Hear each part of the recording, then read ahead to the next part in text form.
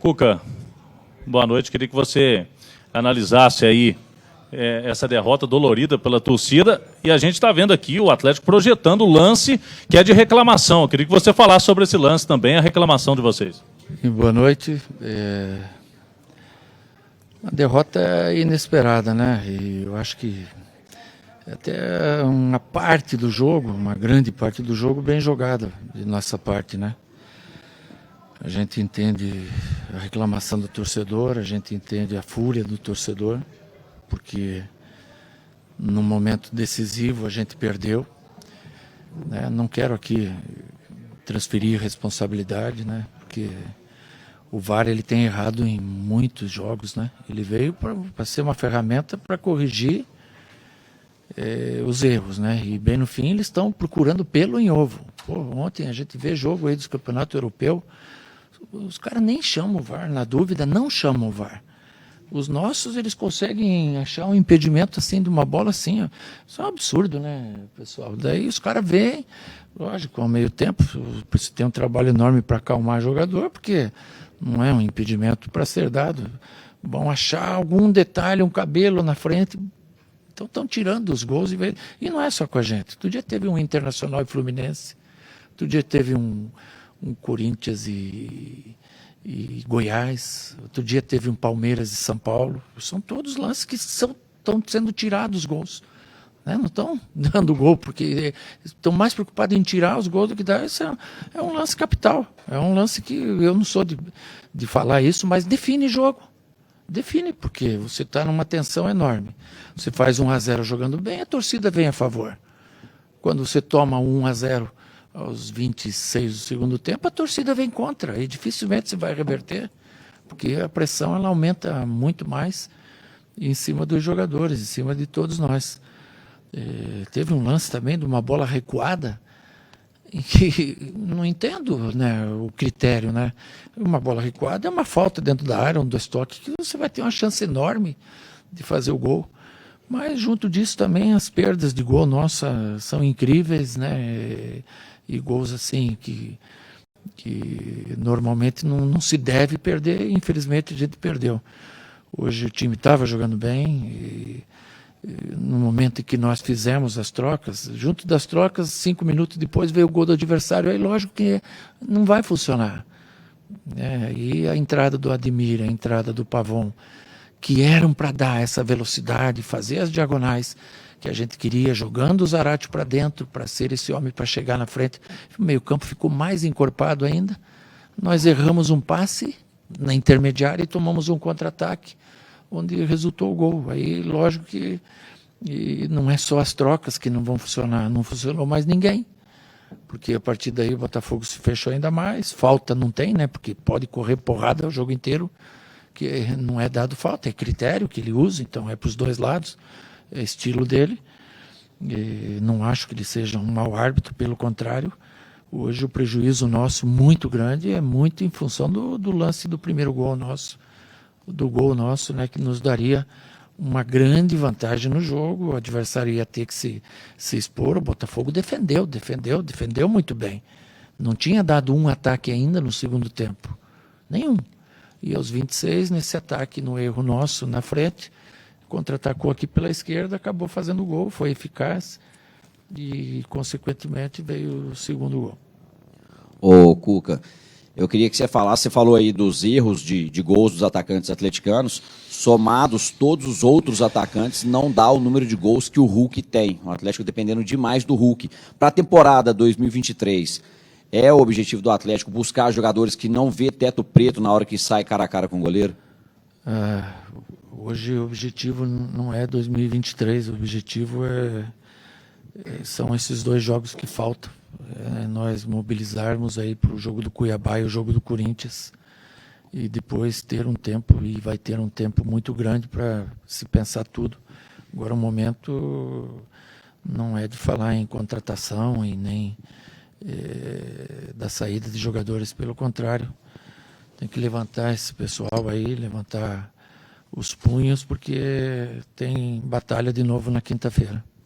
Cuca, opa, Boa noite para você, Cuca. Você teve um ano maravilhoso, né? Ano passado, foi uma temporada incrível. Sim. Deixou o Atlético no fim da temporada, pegou muita gente de surpresa, voltou nesse ano para tentar consertar Sim. o time. E aí a torcida hoje acabou pegando no seu pé também, acabou Sim. te chamando de mercenário. Quero saber o que você acha disso e quero saber se você se arrepende de ter voltado para o Galo nessa época, sabendo que não deu certo, por enquanto. Que pergunta, hein? Boa, muito boa. Tá me doendo meu coração.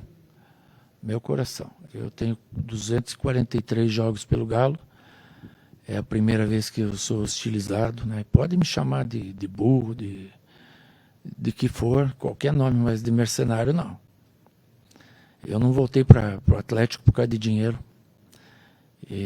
Posso ser burro de ter voltado. Deixei de ir para outros times, grandes, importantes. Não traí o Atlético, porque quando eu saí para cuidar do meu projeto, eu falei que ia cuidar do projeto, não ia pegar outro time. E só voltei para o Atlético porque eu senti que o Atlético estava precisando de mim. Eu não pensei em contrato, não pensei em nada. Então, quando te chamam de mercenário, dói o coração, dói, sabe? Mas eu sinto que não é a opinião do torcedor do Atlético, é do momento que o time vive e da derrota que a gente teve. Então, do mesmo jeito que eu fiz eles felizes, né? Muitas vezes. Eu acho que grandes conquistas a gente teve junto, eu nunca vou esquecer. Libertadores, Brasileiro, Copa do Brasil, 3, 4 Mineiro. E hoje não deu certo e eles podiam me chamar de qualquer coisa, de burro, de incompetente, mas de mercenário, essa aí doeu demais. Boa noite, Cuca. Em cima desse momento que você está falando do Atlético, dos erros de gols, que o Atlético teve a chance, né, de abrir o placar, como é que foi a conversa no vestiário? Tentei acalmar os jogadores. Estavam tudo muito nervoso, pilhado. Porque, desculpa te interromper, eu vou deixar você concluir depois, não é que eu perco o raciocínio. Estava muito pegado o jogo, ia porrada. O Nacho saiu porque estava mancando com as duas pernas. Não sabia mais em qual se apoiar. Tanta falta que ele levou e não foi dada. Então, é difícil. Como é que você vai dizer para o jogador, vai até o fim? Não consegue. O Zarate saiu da mesma forma. Pediu para sair. Não é o treinador que tirou. Sabe, o jogo é o estilo do Voaden, né? Um jogo molhado, a chuva que teve antes e tal.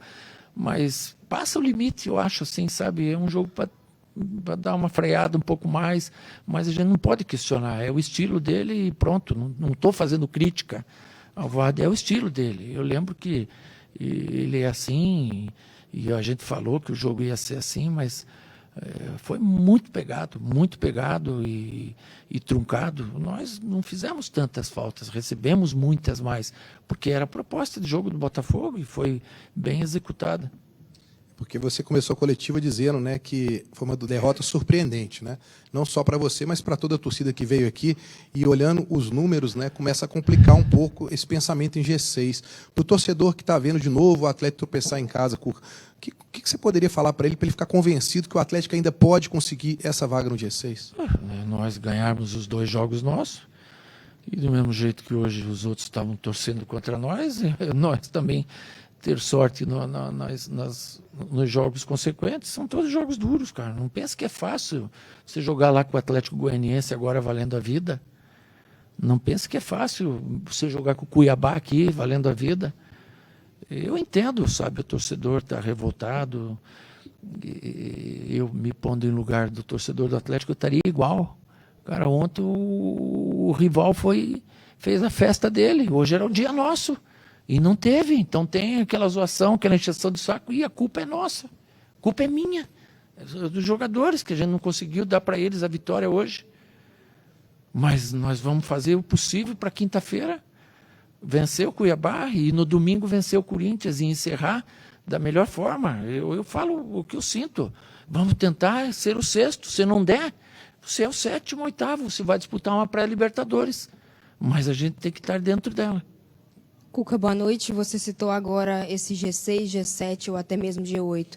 Desde que você chegou ao Atlético, são 16 rodadas na 7ª colocação e hoje é a 8ª colocação do time. De uma maneira geral, que análise você faz? É satisfatório pensando essa Libertadores ou pré-Libertadores? O time poderia ter evoluído mais? Você esperava mais? Sim, lógico que poderia, mas assim, cara, você está num jumbo. E às vezes que ele decola é legal, mantém um plano.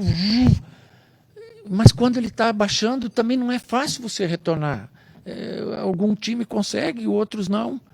Né? Eu mesmo, pessoal, praticamente que está do ano passado, sim, mas perdeu peças importantes. Cara, o Arana não é importante, ele ia ser titular do Tite.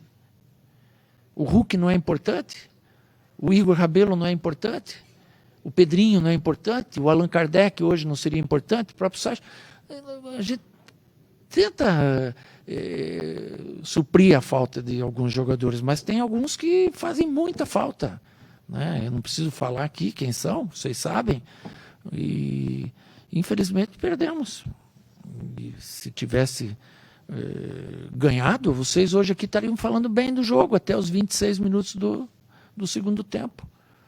Então, quando você faz umas trocas e elas dão certo, às vezes passa em branco, né? Às vezes é reconhecido, e quando não dá certo, a responsabilidade é do treinador. E a gente tem que entender isso.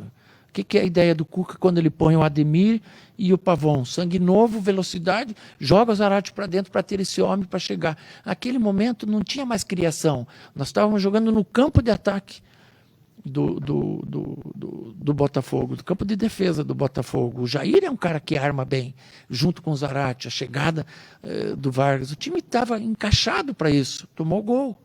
Essas peças elas não vão ter mais a mesma distribuição com o resultado negativo. Quem é do futebol entende isso.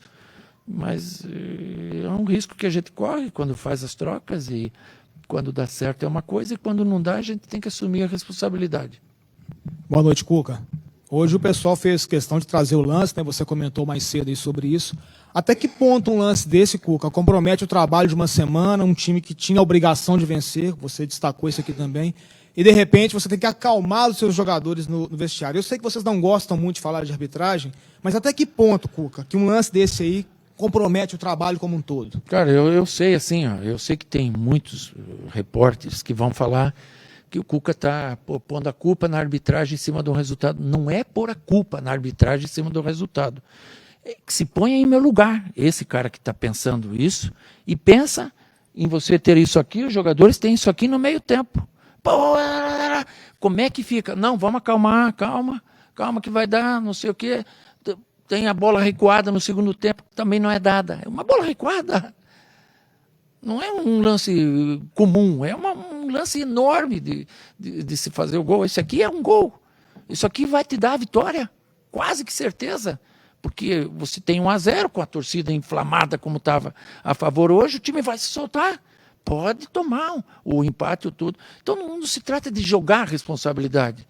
Se trata que hoje você é xingado, hostilizado e tudo porque você perdeu. E muito da derrota se dá devido a ser anulado um gol normal. Né? Se esse lance tivesse acontecido para o Botafogo, eu teria que vir aqui e dizer, não, realmente não está impedido, porque está aí, ó. A prova está aí, a não ser que tenha uma curva aí, que a gente não consiga ver, que o VAR vê.